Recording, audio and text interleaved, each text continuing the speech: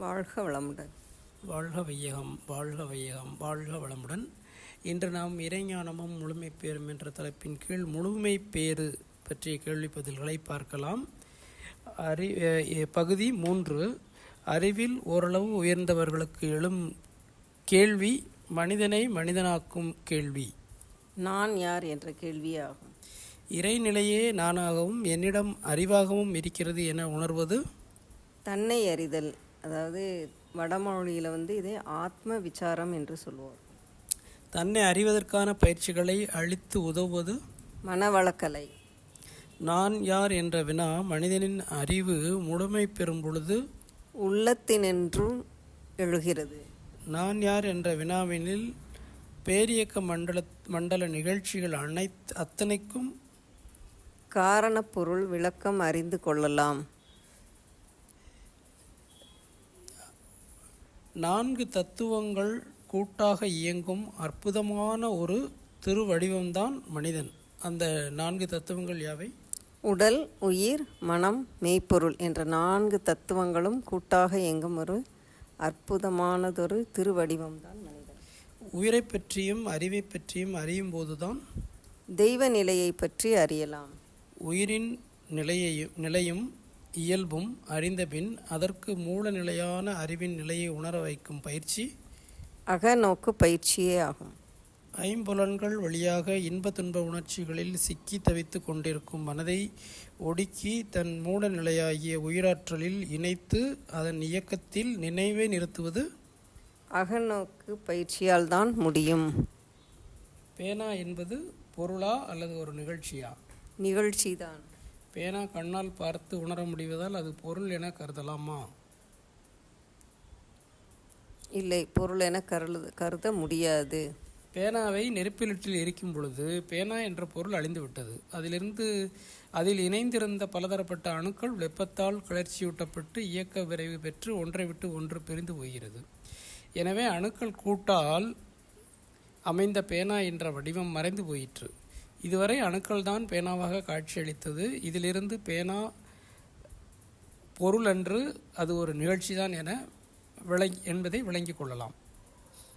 பிரபஞ்ச தோற்றங்கள் அனைத்தும் நிகழ்ச்சிகளே ஆகும். எல்லா பொருள்களுக்கும் அடிப்படை துகள்கள் பரமாணு ஆகும். பரமாணுவின் இயக்கத்தை கழித்துவிட்டால் மிஞ்சுவது ஒன்றுமே இல்லை, வெட்டவெளி, அதாவது சுத்த வெளி. அகன்று நின்று பூரணமாக இருக்கும் வெட்டவெளி என்ற பொருள்தான் நுண்ணி இயக்கத்தில் பின்ன நிலையில் பரமாணுவாக இருக்கிறது.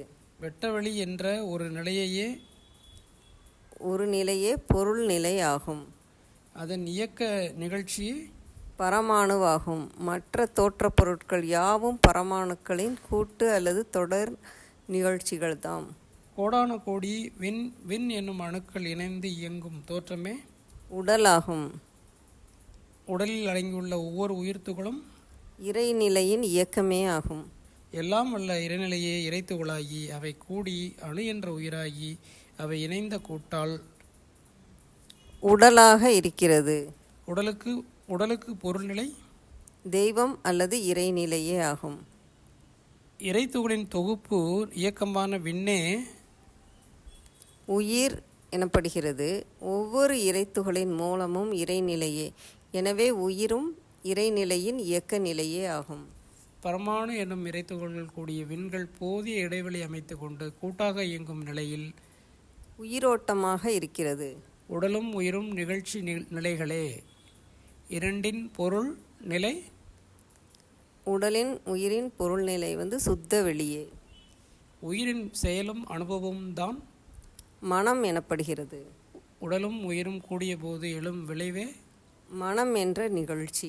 மனதின் மூலநிலை உயிராகும். உயிரின் மூலநிலை சுத்தவெளி. உடல், உயிர், மனம் மூன்றுக்கும் மூலநிலை பொருள்நிலை சுத்தவெளியே ஆகும்.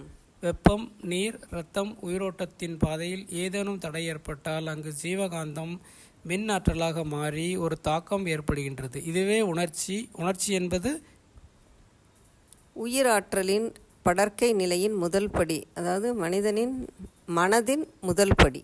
சுத்தவெளியின் இயக்க நிலையை உடல், உயிர், மனம் ஆகும். பொருள் நிகழ்ச்சி நிலைகள் விளங்கிய பின் நான் யார் என்ற வினா எழும்பினால் அதற்கு எல்லாம் வல்ல இறைநிலையே நான் என்ற பதில் ஒலிக்கும். எந்த தோற்றத்திலும் மூலநிலையான சுத்த வெளியை காணும் அறிவே மெய் அறிவு ஆகும். தான் வேறு சுத்தவெளி வேறு இல்லை என்றபோது அறிவே தெய்வமாக உள்ளது என்பதை அவ்வறிவே உணர்ந்து கொள்கிறது. வாழ்க வளமுடன். நன்றி. வாழ்க வளமுடன். மீண்டும் அடுத்த பதிவில் சந்திக்கிறேன்.